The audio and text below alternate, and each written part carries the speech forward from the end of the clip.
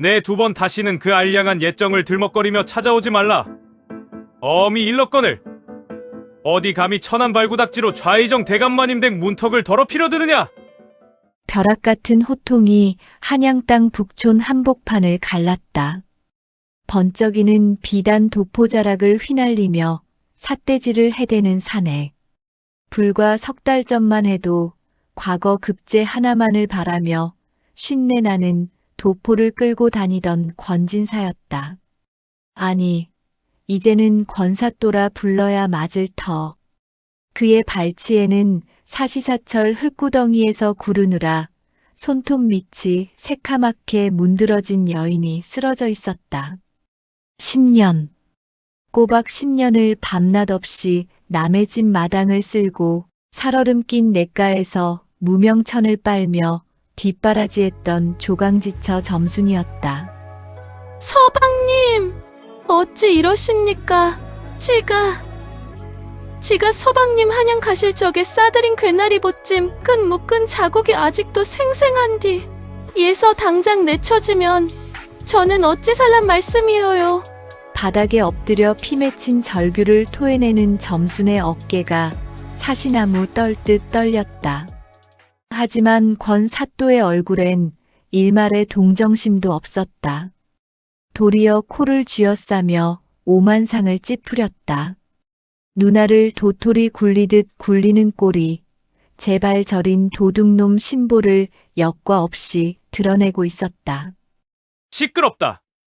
내년이 정녕 내 앞길에 똥물을 튀기려 작정을 하렸구나. 내 이제 지엄한 명문가의 사위가 되어 만백성을 굽어 살펴야 할 몸이거늘. 너 같은 무지렁이가 곁에 있으면 가문의 채통이, 나아가 나라의 기강이 어찌 되겠느냐? 대의를 위해 소의를 희생하는 것이거늘. 어찌 이리 이기적이냔 말이다. 여봐라! 당장 이 미친년에게 멍석을 마라. 저작거리 밖으로 내동댕이 치지 않고 못들 하는 게냐? 그 서슬 퍼런 외침에 건장한 사내들이 우르르 달려들어 점순의 목덜미를 낚아챘다. 흙바닥에 처박힌 점순의 시선 끝에 대문 안쪽에서 비단 부채로 얼굴을 가린 채 요염하게 웃고 있는 정승댁 애기씨의 낯짝이 어른거렸다.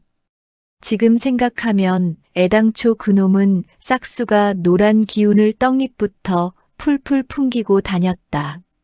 시간을 거슬러 10년 전 충청도 변두리 어느 낡은 초가집. 아이고, 삭신이야.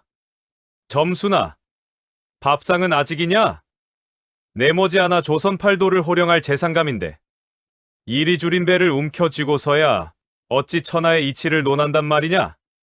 방구석에 배를 깔고 누워 천자문이나 뒤적거리던 권진사. 허우대만 멀쩡했지. 제 손으로 우물물 한 모금 떠먹을 줄 모르는 밴댕이 소갈딱지였다. 삼시세끼 꽁보리밥이라도 챙겨주면 고마운 줄은 모르고 반찬 투정에 밥상을 엎기 일쑤였다. 심술이 덕지덕지 붙은 꼴이 꼭 썩은 호박의 줄 그어놓고 수박 행세하는 격이었으니 반면 점수는 억척의 아이콘이었다. 이웃집 밭일은 기본이요. 부잣집 기저귀 빨래에 삭바느질까지.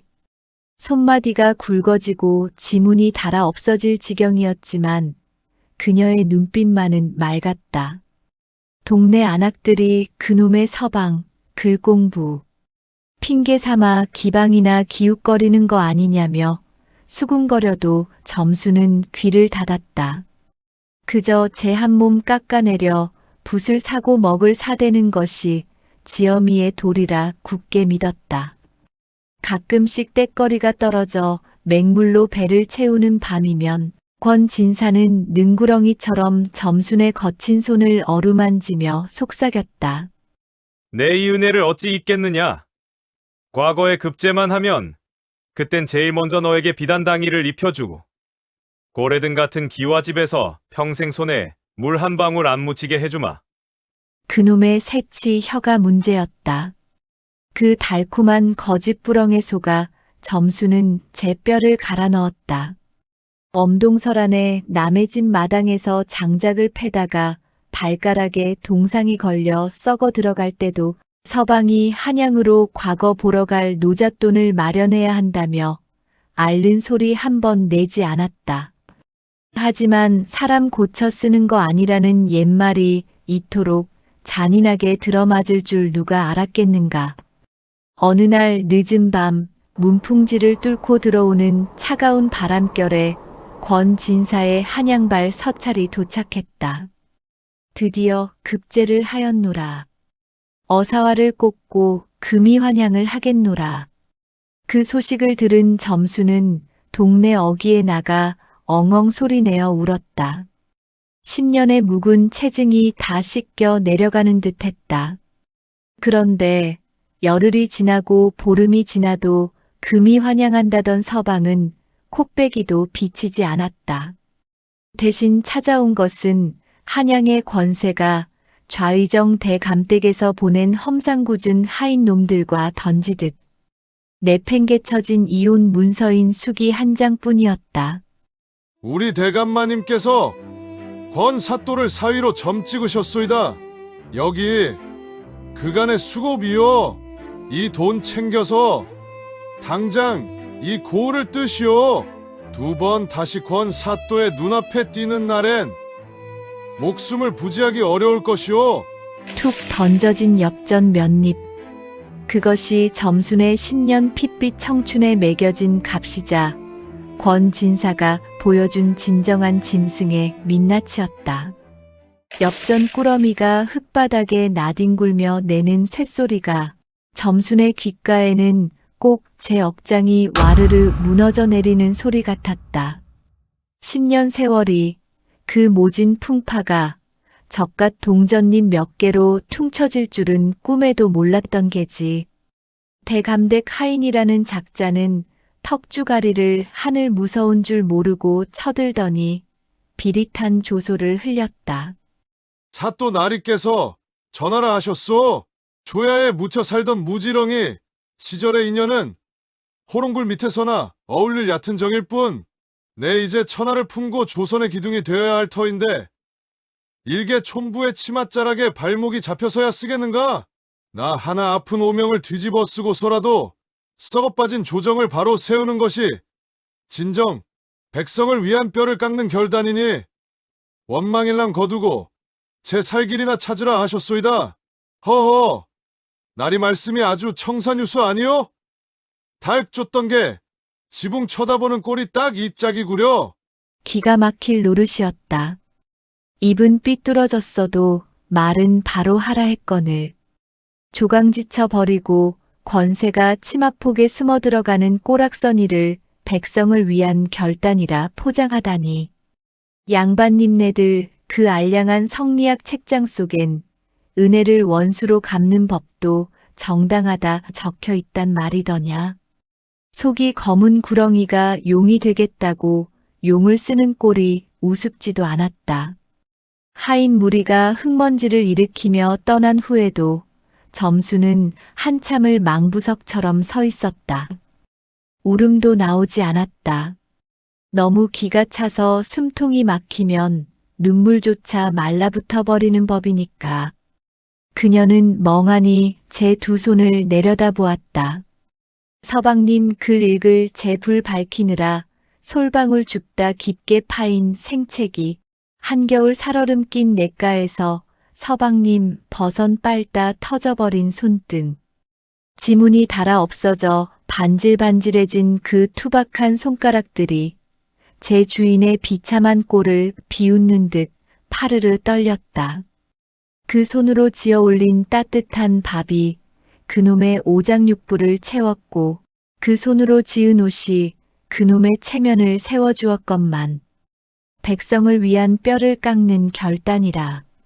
점순의 입술 사이로 서늘한 바람결 같은 헛웃음이 샜다. 뼈를 깎았다고? 그래, 깎긴 깎았지. 내 뼈를 다 갈아 마셔놓고 이제 와서 제 뼈를 깎았단다. 벼룩의 간을 내어 먹어도 유분수지. 어찌 사람의 탈을 쓰고 저리도 뻔뻔할 수 있단 말인가. 단순한 배신감이 아니었다. 내 삶의 모든 이유를 송두리째 부정당한 철저한 모멸감이었다. 점수는 천천히 몸을 굽혀 흙바닥에 흩어진 엽전들을 하나하나 주워 담았다. 덜덜 떨리는 손으로 흙먼지를 툭툭 털어내고는 치마폭에 단단히 동여맸다. 이 알량한 돈으로 배를 불리려 함이 아니었다. 이깟 돈 몇 푼으로 제 10년 청춘의 목숨줄을 끊어버린 그 짐승만도 못한 놈의 민낯을 두 눈에 똑똑히 새겨두기 위함이었다. 그날 밤 점수는 조용히 짐을 꾸렸다. 10년 전 권 진사가 한양으로 떠나던 날 밤에 묵묵히 괴나리 보찜을 싸던 바로 그 자리에서 속적삼 하나 다해진 집신 2켤레. 짐은 단출했다.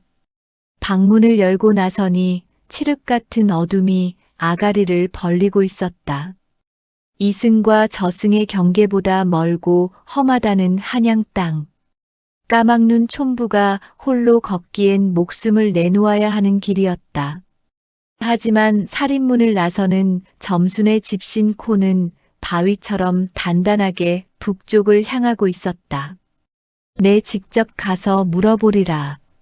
내 놈이 말하는 그 알량한 대의가 대체 얼마나 대단한 것인지.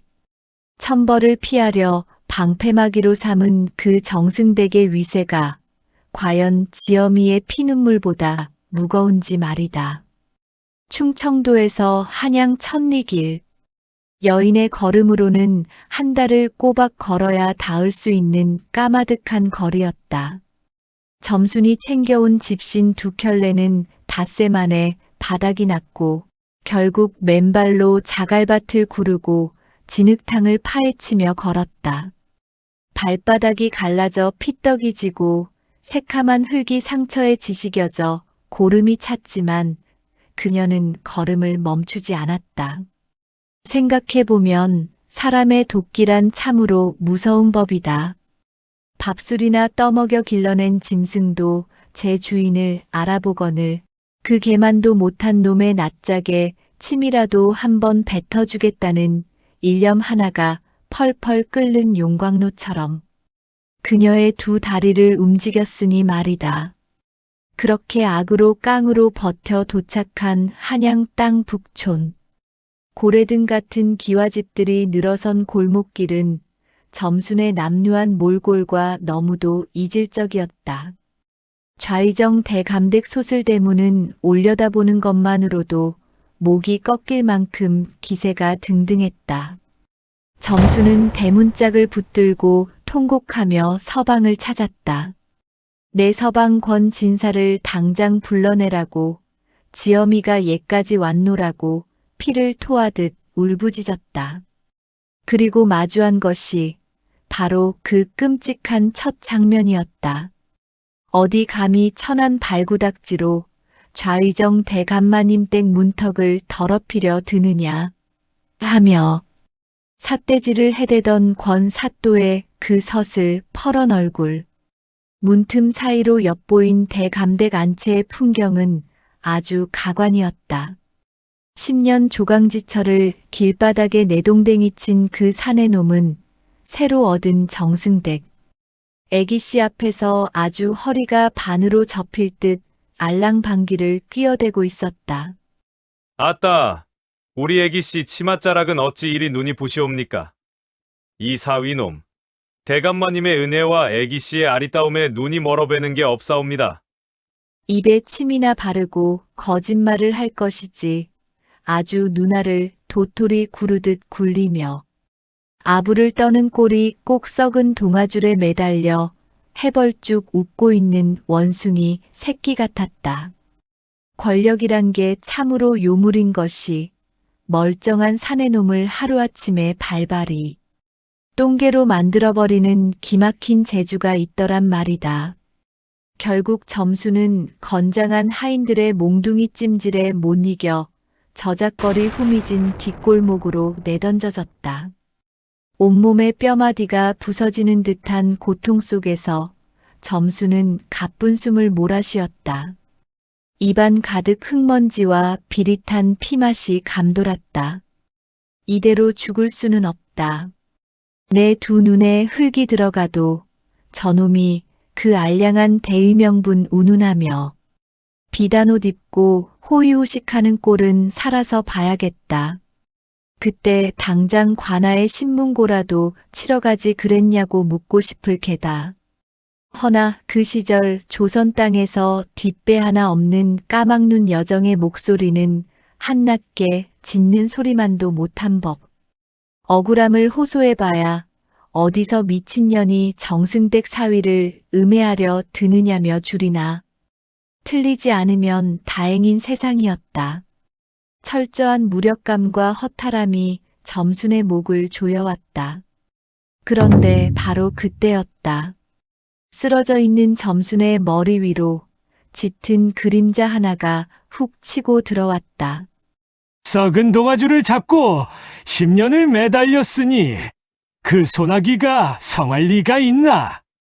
그래, 구렁이 새끼가 용이 되어 승천하는 꼴을 보니 속이 좀 시원하냐? 깜짝 놀라 고개를 돌려보니 때에 절어 누더기가 된 도포. 자락을 걸친 백발의 노인네가 쭈그려 앉아 그녀를 빤히 내려다보고 있었다. 허리춤에는 다 깨진 표주박을 차고 손에는 때 묻은 쥐부채를 든 폼이 영락없는 미치광이 거지 노인네였다. 허나 농을 던지는 듯한 말투와 달리 그 노인의 눈빛만은 칠흑 같은 밤하늘의 별처럼 날카롭게 번쩍이고 있었다. 억울해서 이대로는 못 죽겠지. 그럼 내 너에게 그 빌어먹을 법도라는 걸로 저 기고만장한 새끼의 숨통을 아주 합법적으로 끊어놓는 법을 알려주랴. 그 쓰라린 밤 한양 바닥에서 객사할 줄만 알았던 그녀의 귓가에 들려온 기이한 속삭임. 조선 팔도 권세가들을 덜덜 떨게 만들 그 무시무시하고도 은밀한 반격의 서막이 하필이면 이 구린내. 나는 시궁창 뒷골목에서 시작될 줄 그 누가 알았겠는가. 합법적으로 숨통을 끊는다굽쇼. 잔뜩 쉰 점순의 목소리가 어둠 속에서 바스라졌다.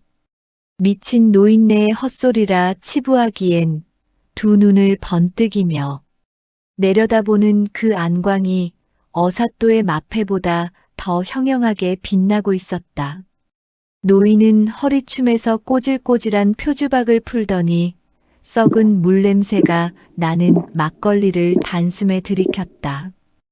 캬 하고 요란한 트림을 내뱉은 그가 부채 한쪽으로 점순의 이맛박을 툭 쳤다. 이런 천지분간 못하는 답답한 년! 내년이 예서 피눈물을 흘리며 관아의 북을 찢어져라 쳐봐야 정승대! 개가 짖으면 정승대우를 해주는 게 이 썩어 빠진 한양 바닥이다! 내년 서방놈이 무얼 믿고 그리 기고만장하겠느냐? 바로 그 빌어먹을 권력이라는 방패막이지! 허나 그놈이 아주 치명적인 실수를 하나 했지 뭐냐! 양반의 탈을 썼으면 그 껍데기에 맞는 법도를 지켰어야지! 어디서 감히 상놈의 짓거리를 하고 대의명분을 들먹여! 노인은 쭈그려 앉은 채로 땅바닥에 나뭇가지로 쓱쓱 글자를 쓰기 시작했다. 까막눈인 점순이 알리 없는 획이 복잡한 한자들이었다. 조선 건국의 근간이 되는 경국대전에는 칠거지악이라 하여 시어미를 내쫓을 수 있는 7가지 이유가 있다. 허나 그 어떤 큰 죄를 지었다 한들 하늘이 눕죠. 나도 절대 아내를 버릴 수 없는 3가지 예외 조항이 있으니 이를 삼불거나 부르지. 노인의 목소리에 판소리 명창 마냥 기묘한 장단이 실리기 시작했다. 첫째, 시부모의 3년상을 함께 치른 아내는 버릴 수 없다. 내년 그 권 진사인지 짐승 새끼인지 하는 놈의 부모상을 치렀느냐? 아이고, 치르고 말고요. 시어머님 또 좀 받아내며 무덤가에 염악을 찍고 꼬박 3년을 버텼구만요. 둘째, 가난하고 천할 때 만나 보기를 얻은 후에는 조강지처를 버릴 수 없다. 이를 전비누부로 한다.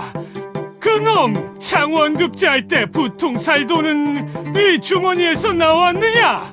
제 손톱이 다 빠져라 남의 집 무명천을 빨아댄 삭시옵니다. 옳다구나. 마지막 셋째, 친정이 없어 돌아갈 곳이 없는 아내는 절대 내칠 수 없다. 내년 부모 형제가 있느냐? 혈혈단신 고아로 자라 서방님 하늘처럼 믿고 산 죄밖에 없구만요. 노인이 무릎을 탁 쳤다. 그 소리가 어찌나 큰지 골목 어귀의 들개들이 흠칫 놀라 달아날 정도였다. 끌끌끌! 이 완벽한 삼불거를 세게 하나 몽땅! 어긴 놈이 이 안전에서 법도를 논하고 백성을 위한다 주둥이를 나불댄단 말이야! 그놈이 내년에게 던진 그 수기 훈장, 그건 법적으로 아무 효력이 없는 휴지 조각이요. 오히려 제 목에 스스로 올가미를 건 역적질의 증거다 이 말이다. 점순에 흔들리던 눈동자에 서서히 이체가 돌기 시작했다.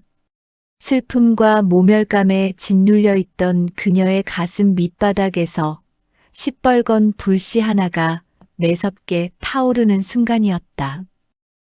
허면 어찌해야 한단 말씀이옵니까? 법이 도대체 무엇인디요? 대감마님? 한마디면 남의 목숨도 파리 목숨처럼 거두는 세상이 아닙니까? 그러니까 정면으로 치면 내년 머리통만 깨질 테니 그놈이 제 발로 무덤을 파게 만들어야지. 높은 곳에 오르려 발버둥 치는 놈일수록 아주 작은 돌멩이 하나의 대가리가 깨져 추락하는 법이거든. 노인은 품속에서 묵직한 전대 하나를 툭 던졌다. 짤랑 하고 둔탁한 소리가 났다. 아까 대감댁 하인놈이 던진 푼돈과는 비교도 안 될 만큼 묵직한 은자 꾸러미였다. 일단 그 거렁뱅이 뗏물부터 벗거라. 복수를 하려거든 피눈물은 거두고 얼음장처럼 차가운 갈라를 품어야 하는 법. 내일부터 내년은 점순이가 아니라 평양 기방을 호령하다 한양으로 올라온 거사. 홍매화의 시중을 드는 수모상궁 행세를 할 것이다. 마침 보름 뒤 좌이정 대감댁에서 그 사위 놈의 급제와 혼례를 축하하는 어마어마한 연회가 열린다지. 노인의 입가에 걸린 미소가 밤도깨비처럼 기괴하면서도 통쾌했다. 한편 그 시각 좌이정 대감댁 안채, 우리의 권사또 아니 권진사는 밤톨만 한 전복을 입에 넣고 오물거리면서도 영 속이 편치 않았다. 비단금침에 누워 정승댁 애기씨가 따라주는 미주알 고주알 비싼 술을 들이켜고는 있었지만 낮에 대문 앞에서 악을 쓰던 점순의 두 눈깔이 자꾸만 아른거려 명치가 꽉 막힌 듯했다. 아니야, 아니야. 그깟 촌부년 하나 길바닥에 내동댕이 쳤다고 무슨 일이 생기겠는가? 장인어른의 권세가 나는 새도 떨어뜨리거늘. 나는 더 큰 뜻을 품은 사내장부지. 작은 희생은 불가피한 법이야. 속으로 중얼거리며 제 합리화에 열을 올리던 권사또. 하지만 뱁새가 황새 걸음을 걷자니 가랑이가 찢어지는 법. 평생 꽁보리밥만 처먹던 촌놈의 위장이 기름진 사내 진미를 갑자기 받아들이자 요동을 치기 시작했다. 권사또가 벼랑간 헛구역질을 하며 방문을 박차고 마당으로 뛰쳐나갔다. 체면도 잊은 채 우물가에 얼굴을 쳐박고 개워내는 꼴이 마치 제 속에 더러운 욕망을 토해내는 듯 우스꽝스럽기 짝이 없었다. 그는 아직 몰랐다. 자신이 걷어찬 그 작은 희생이 보름 뒤 자신의 숨통을 정확히 끊어놓을 거대한 단두대의 칼날이 되어 등 뒤로 다가오고 있다는 사실을 말이다. 15세의 시간이 훌쩍 지나고 한양 바닥이 들썩이는 날이 밝았다. 좌의정 대감댁 앞마당은 그야말로 돈지랄의 극치를 달리고 있었다. 밤하늘을 대낮처럼 밝힌 수백 개의 청사초롱 아래로 팔도에서 긁어모은 산의 진미가 상다리가 부러져라 차려졌다. 기생들의 교태 섞인 가락에 맞춰 술잔이 돌고 양반네들 배때기에 기름기 끼는 소리가 담장 밖까지 번들거리는 듯했다. 그 한가운데 우리의 권사또가 있었다. 새파란 비단 관복에 반짝이는 관목까지 쓰고 옥교 위에 거들먹거리며 앉아있는 꼴이 꼭 똥친 막대기에 금박을 입혀놓은 형국이었다. 장인인 좌의정 대감이 껄껄 웃으며 칭찬 한마디 던질 때마다 권사또는 아주 입이 귀에 걸려 간신배처럼 허리를 조아려 댔다. 그때였다. 대문 쪽에서 징소리가 요란하게 울리더니 하인놈 하나가 목청을 길게 뽑았다. 평양 제1의 객주 대거상 홍매화 행수 어르신 드십니다. 요마이너스. 장내의 시선이 일제히 소슬대문으로 쏠렸다. 붉은 비단 치맛자락을 사각거리며 걸어 들어오는 여인. 머리에는 칠보단장 가채를 얹고 눈꼬리는 매섭게 치켜 올린 데다. 입술은 앵두피처럼 붉게 칠한 도도하고 서늘한 미색이었다. 10년간 흙바닥을 구르던 촌부 점순이는 온데간데 없고 천하의 사내들을 발밑에 두고 주무르는 돈귀신 홍매화가 완벽하게 강림한 것이다. 권사또 놈은 제 눈앞으로 걸어오는 여인이 불과 보름 전 제 손으로 내동댕이 친 조강지처라는 사실은 꿈에도 모른 채 해벌쭉 입을 벌리고 넋을 잃었다. 욕망에 찌든 사내놈의 눈깔이란 게 저리도 옹졸하고 멍청한 법이다. 소녀, 평양객주 홍매화라 하옵니다. 대감마님의 영씨께서 장원급제를 하시고 세장가를 드신다기에 변변치 않으나 축하의 정을 표하고자 왔사옵니다. 점순이 은쟁반에 구슬 굴러가듯 나긋나긋한 목소리로 고개를 숙였다. 그녀의 등 뒤로 건장한 호위무사들이 묵직한 오동나무 상자 3개를 내려놓고 뚜껑을 열었다. 번쩍 달빛을 받은 새하얀 은자 수만 양이 눈을 찔렀다. 좌의정 대감의 작은 눈이 탐욕으로 찢어질 듯 커졌고 연회장은 찬물을 끼얹은 듯 조용해졌다. 그 틈을 타권 사또가 알랑방귀를 뀌며 쪼르르 앞으로 나섰다. 평양 제1의 거상에게 잘 보여 제 훗날의 정치 자금을 닦아놓으려는 얄팍한 수작이었다. 아따, 행수 어르신의 통이 실로 태산 같소이다. 왜 비록 천하의 이치를 논하는 선비이나 행수 같은 귀한 분이 주시는 술이라면 한 잔 기꺼이 받겠소이다. 권 사또의 그 뻔뻔한 낯짝을 마주한 순간 점순의 뱃속에서는 천불이 일었지만 그녀는 도리어 요염하게 눈웃음을 쳤다. 어머나, 사또 나리. 마침 소녀가 나리께만 올리려 가져온 귀한 비주가 있사옵니다. 평양 깊은 산골에서 100년 묵은 진해와 두꺼비 독을 정제해 만든 천년수라 하옵는데 점순이 품에서 조그만 호리병을 꺼냈다. 이 술은 뼈대 깊은 가문의 핏줄을 이어받은 진또배기 양반이 아니면 그 기운을 감당치 못해 속이 뒤틀려 버린다는 신령한 술이지요. 허나 사또 나리처럼 기골이 장대하고 명망 높은 사대부시라면 능히 보약이 될 것이옵니다. 말이 끝나기가 무섭게 권 사또가 호리병을 낚아챘다. 진또배기 양반이라는 말에 자격지심이 발동한 데다 장인 어른과 수많은 권세가들 앞에서 가오를 잡고 싶어 안달이 났기 때문이다. 하하하. 내 어찌 감히 마다하겠소. 권 사또는 단숨에 들이켰다. 목구멍으로 넘어가는 순간 시궁창 썩은 물처럼 비릿하고 역겨운 맛이 훅 올라왔지만 그는 억지로 참아내며 빈 병을 거꾸로 흔들어 보였다. 과연 평양 제일의 명주로다. 사대부의 기운이 솟아나는. 그의 허세는 딱 3마디를 넘기지 못했다. 꾸르르륵 마이너스 쾅. 마치 천둥 번개가 치듯 권 사또의 뱃속에서 요란한 폭음이 터져나왔다. 그가 마신 것은 100년 묵은 진의 어쩌고가 아니라 늙은 거지가 한양 제일 가는 똥통에서 퍼온 꾸정물에 강력한 파두설사약을 한 움큼 섞어 달인 최악의 오물탕이었다. 사또나리? 용안이 어찌 그리 창백하시옵니까? 점순이 짐짓 놀란 척 입을 가렸다. 권 사또의 얼굴은 흑빛을 넘어 시퍼렇게 질려갔다.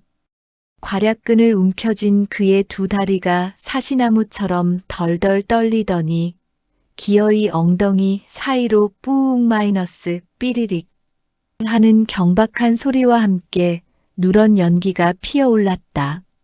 정적. 숨막히는 정적 속에서 썩은 내장 냄새가 연회장에 훅 퍼졌다. 아이고, 이를 어째. 사또나리께서 사대부의 기운을 감당치 못하시고 그만.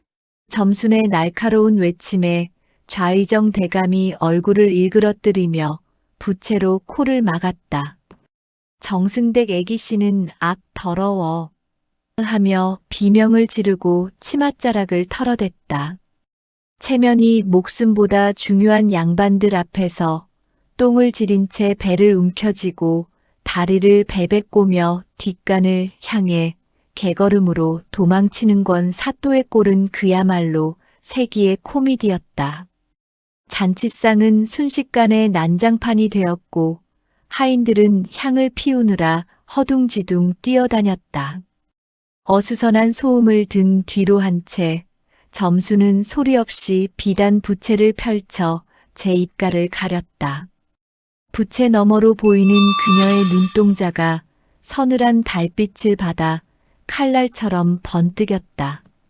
배탈 1번 나서 체면 좀 구긴 정도로 복수가 끝났다고 생각한다면 오산이다. 권 사또라는 저 오만한 호랑이의 가죽을 산 채로 벗겨버릴 진짜 사냥은 이제 막 그 지독한 피비린내를 풍기기 시작했을 뿐이니까. 잔칫날 거하게 똥바가지를 뒤집어 쓴 권 사또. 며칠을 아랫목에 배를 깔고 누워 끙끙 앓는 꼬락선이라니. 정승댁 애기씨는 똥냄새가 밴다며 근처에는 얼씬도 하지 않고 하인들도 등 뒤에서 쑥덕거리기 바빴다. 허나 그깟 배탈 1번의 권력에 눈먼 사내의 헛바람이 빠질 리 만무했다. 도리어 큰일을 하려니 하늘이 내 속을 비워내려 시험을 하신 게다 따위의 말 같지도 않은 핑계로 스스로를 위로하고 자빠졌으니 짐승은 고쳐 쓰는 게 아니라는 옛말이 그저 진리일 뿐이다. 한편 좌의정 대감은 속이 바짝바짝 타고 있었다. 그깟 사위놈 똥질인 건 둘째치고 그날 평양 객주 홍매화가 풀고 간 은자 수만 양의 아찔한 불빛이 눈앞에 아른거려 잠이 오지 않는 탓이었다. 마침 조정에서는 영의정 자리를 두고 물밑 싸움이 치열했던 터. 막대한 정치 자금이 목구멍까지 차오르게 필요했던 좌의정 대감에게 홍매화는 그야말로 굴러들어온 황금 두꺼비였다. 결국 체면도 다 내팽개치고 좌의정 대감은 야밤을 틈타 평복 차림으로 홍매화가 머무는 객잔을 은밀히 찾았다. 권력의 정점에 선 재상이라는 작자가 돈 냄새를 맡고 기생집 뒷문으로 기어드는 똥파리 같은 신세가 된 것이다. 행수, 그날은 참으로 소란스러웠지. 우리 사위놈이 워낙 학문에만 정진하다 보니 기력이 쇠하여 벌어진 해프닝이니 개념치 마시게나. 그나저나 행수가 그리 큰 재물을 가져온 데는 필시 바라는 바가 있을 터인데 능구렁이 담 넘어가듯 본론을 꺼내는 대감을 보며 화려한 가채를 얹은 점순홍 매화은 속으로 코웃음을 쳤다. 늙은 미치광이 노인의 계획대로 썩은 동아줄을 잡고 제 발로 호랑이 아가리 속으로 걸어 들어온 것이다. 어머나, 대감마님. 소녀가 무얼 바라겠사옵니까? 그저 대감마님께서 고령이정 자리에 오르실 텐데? 이 한양 바닥에서 객주를 크게 열려면 든든한 뒷배가 필요하지 않겠사옵니까? 하여 제 전 재산의 절반인 10만 냥을 대감마님의 대업에 융통해 드리고자 하옵니다. 10만 냥. 그 소리에 좌이정 대감의 턱주가리가 하마처럼 쩍 벌어졌다. 그 정도면 조선 팔도의 정승 판서들 입을 다 틀어막고도 남을 거금이었다. 허나. 점순이 짐진 미간을 찌푸리며 말끝을 흐렸다. 소녀, 장사꾼의 본능이라 돌다리도 두들겨 보고 건너는 성미옵니다. 대감마님의 가문에 티끌만 한 흠결이라도 있다면 제 전 재산이 한순간에 관아에 몰수될 수도 있는 노릇 아니겠사옵니까? 한간에 떠도는 소문으로는 대감마님의 새 사위께서 조강지처를 매몰차게 버리고 신분 상승을 이루었다는 흉흉한 소리가 돌더이다. 만약 그것이 율법에 어긋나는 일이라면 아니, 이 사람이 지금 무슨 섭섭한 소리를? 내 사위는 절대 그럴 위인이 아닐세. 돈의 눈이 먼 좌이정 대감이 펄쩍 뛰며 손사래를 쳤다. 그놈이 충청도 총구석에서 짐덩이 같은 연과 연을 끊고 온 것은 맞으나 조선의 지엄한 법도의 한치의 어긋남 없이 정당하게 수기용 문서를 써주고 내쳤다 하였네. 내 사위 놈이 명색이 장원급제자인데 법을 어겼겠는가? 점순의 입꼬리가 호선을 그리며 뱀처럼 씩 올라갔다. 아, 그러하시옵니까? 정당한 법도라. 허면 소녀가 한 가지 제안을 하겠사옵니다. 사흘 뒤 한양에 내로라 하는 선비들과 유림의 어르신들을 모시고 큰 시화연술 화의안을 여시지요. 그 자리에서 나리께서 직접 사위분의 학식과 율법의 깊이를 시험하시어 그 소문이 한낱 질투에 눈먼 자들의 무함임을 천하에 증명해 주시옵소서. 사위분께서 율법의 이치를 명명백백히 밝혀내신다면 소녀가 그 자리에서 즉시 10만 냥의 어음을 대감마님 품에 안겨드리겠사옵니다. 권 사또의 알량한 지식을 시험하는 척하면서 수많은 유린과 양반네들 앞에서 그놈이 제 입으로 제 죄를 나불대게 만들 완벽한 단두대를 설치하는 순간이었다. 하하, 좋지. 아주 좋아. 그깟 율법 문답쯤이야. 내 사위놈에겐 식은 죽 먹기보다 쉬운 일이지. 좌이정 대감은 뛸 듯이 기뻐하며 객잔을 나섰다. 제 사위의 목에 시퍼런 작두날이 내려오고 있는 줄도 모르고 그저 10만 냥이라는 허황된 꿈에 취해 비틀거리는 그 뒷모습을 보며 점수는 조용히 쥐부채를 접었다. 부채가 접히는 둔탁한 소리가 마치 사형 집행을 알리는 북소리처럼 차가운 밤 공기를 갈랐다. 사흘 뒤 굽이치는 북악산 자락 아래 자리한 병난정. 조선 팔도에서 글줄이나 읽는다는 꼰대. 아니, 대제학부터 성균관 대사성까지 내로라 하는 벼슬아치들이 구름대처럼 몰려들었다. 에헴, 크흠. 헛기침 소리가 어찌나 요란한지 동네 개들이 꼬리를 말고 도망칠 지경이었다. 상석에 자리한 좌의정 대감은 수만 양 은자 생각에 벌써부터 콧벌렁증이 도져 있었고 그 옆에는 며칠 전에 설사 사건으로 반쪽이 된 권 사또가 식은땀을 흘리며 앉아 있었다. 허나 저 많은 유림 어르신들 앞에서 제 학식을 뽐낼 생각에 권 사또의 주둥이는 이미 대빨이나 마중을 나와 있었다. 이윽고 붉은 장막이 걷히고 평양 객주 홍매화가 서늘한 자태를 드러냈다. 행수, 약조한 대로 내 사위의 결백과 학식을 이 자리에서 증명할 터이니 똑똑히 보시게나. 좌의정 대감이 호기롭게 소리치자 권 사또가 쭈삣쭈삣 일어나 옷깃을 여몄다. 최근 시중에 이 사람을 향한 음해성 낭설이 떠돈다 들었소이다. 내 비록 출사하기 전 맺은 인연이 있으나 무지몽매한 촌부가 사대부의 도리를 깨치지 못하고 가문의 먹칠을 하기에 경국대전에 명시된 칠거지약 중 말이 많고 시부모를 섬기지 않은 죄를 물어 적법하게 수기를 써주고 연을 끊었소. 이는 사사로운 정에 얽매이지 않고 대의를 위한 뼈를 깎는 결단이었으니 법도의 한치의 어긋남이 없소이다. 아주 청산유수였다. 제 악행을 대의명분으로 포장하는 그 뻔뻔한 새치혀에 유림 영감들은 암 사내장부가 큰일을 하려면 그깟 아녀자 하나쯤이야 과연 법도를 아는 참된 선비로다 하며 고개를 끄덕거렸다. 그 역겨운 찬양 소리가 정자를 채울 무렵 호, 참으로 눈물겨운 대의명분이옵니다. 홍매화의 싸늘한 비웃음이 정적을 갈랐다. 그녀는 천천히 걸어나와 권 사또의 코앞까지 다가갔다. 허면 사또 나리, 사대부의 법도를 그리 잘 아시니 소녀가 궁금한 것 하나만 여쭙겠사옵니다. 그 대단하신 경국대전에는 칠거지약만 있고 삼불거는 파먹다 버린 깍두기 마냥 빠져있답디까? 삼불거라니 어찌 한낱 상인 주제에 감히 율법을 입에 올리느냐? 권 사또의 동공이 지진 난 듯 요동치기 시작했다. 어머나, 법도가 양반님네들 전유물이라도 된답디까? 사또 나리께서 대답을 못하시니 내 대신 읊어드리지요.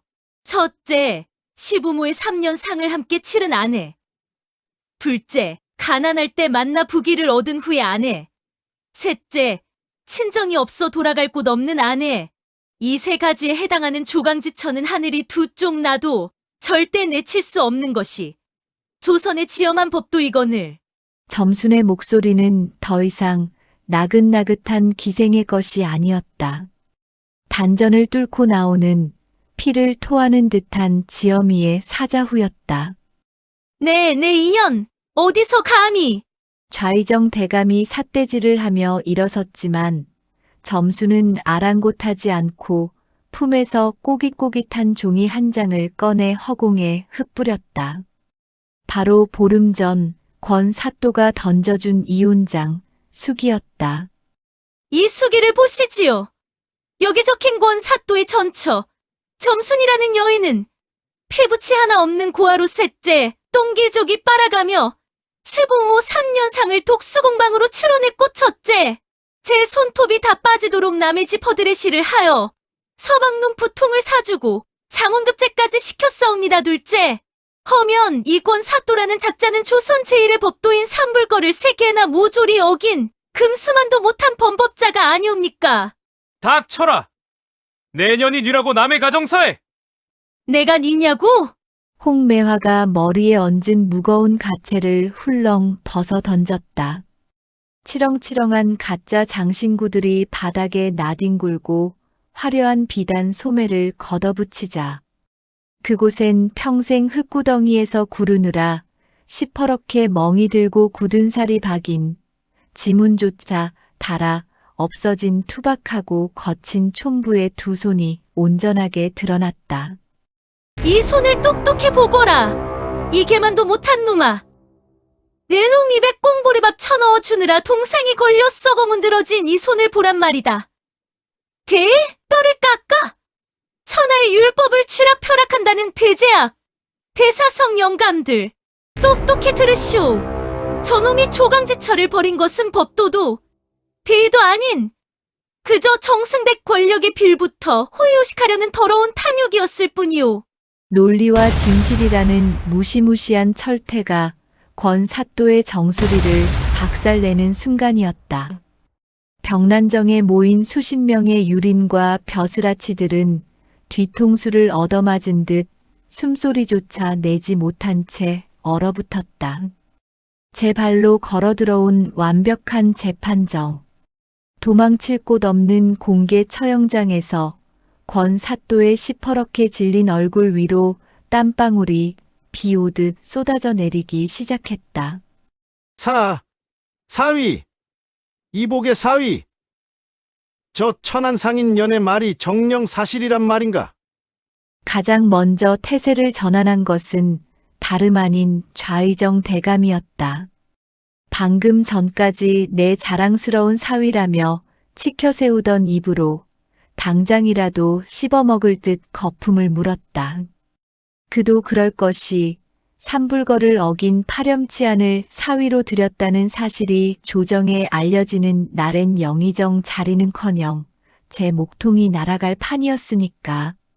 권력에 기생하는 자들의 의리란 불판 위에 올려진 삼겹살 기름보다 더 얄팍하고 간사한 법이다. 장인어른, 오해이옵니다. 저 미친년이 제 재산을 노리고 억지를 부리는 닥치거라! 내 놈이 그 알량한 대인명분을 앞세워 날 능멸하고 조정을 기만하였구나! 봐봐라! 당장 저놈의 관복을 벗기고 포도청으로 끌어내라! 내 친히 주상을 뵙고 저놈의 과거 급제를 취소하라 주청을 올릴 것이다! 좌의정 대감의 불호령이 떨어지기가 무섭게 득달같이 달려든 하인들이 권 사또의 비단 관복을 북북 찢어발겼다. 아이고 장인어른, 살려주십시오. 제가 다 대감마님을 위해. 바닥을 기며 바지 가랑이를 붙잡고 늘어지는 꼴이 보름 전 점순을 문전박대하던 그 오만한 사대부의 모습과 완벽하게 겹쳐졌다. 점순은 그 아수라장을 가만히 내려다보았다. 짐승처럼 울부짖으며 끌려가는 전 남편의 뒷모습. 그리고 어떻게든 불똥을 피해보려 헛기침을 해대며 슬금슬금 자리를 피하는 양반네들의 비겁한 낯짝들. 통쾌했을까? 10년 묵은 체증이 싹 가시며 이 구름 낀 하늘에 쨍하고 해라도 뜰 줄 알았을까? 점수는 바닥에 나뒹구는 낡은 수기 이혼장을 주워들었다. 그리고 제 손으로 찢어발겼다. 잘게 부서진 종이 조각들이 봄바람을 타고 흩날렸다. 그 조각 하나하나의 냇가에서 얼어붙은 무명천을 빨던 겨울밤이 줄인 배를 움켜쥐고 서방의 부통을 닦던 시린 새벽이 묻어 날아가는 듯했다. 행수 어르신. 아니, 점순아. 내 이 은혜는 잊지 않으마. 저 사기꾼 놈을 내쳐주었으니 낙조한 10만 양은 어느새 다가온 좌의정 대감이 비굴하게 웃으며 손을 비벼댔다. 점수는 차갑게 식은 눈으로 그 늙은 권력자를 쏘아보았다. 10만 양? 아, 그건 말입니까?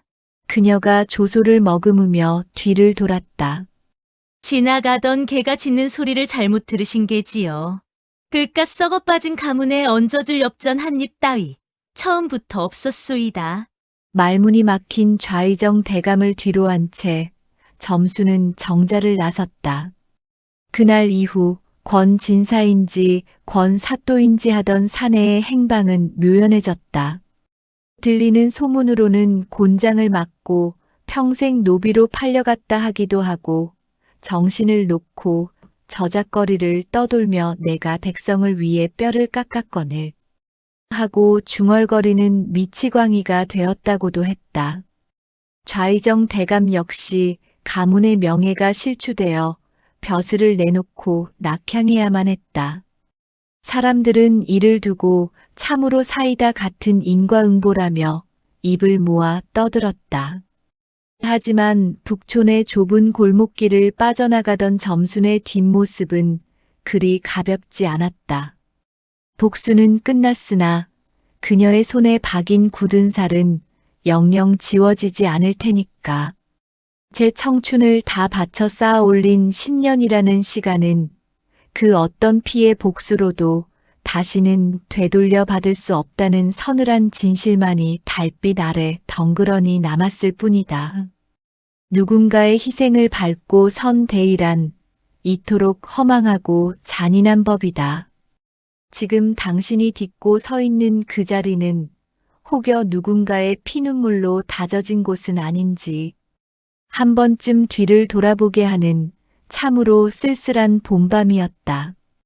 구독과 좋아요는 더 좋은 사연을 들려드리기 위한 힘이 됩니다. 감사합니다.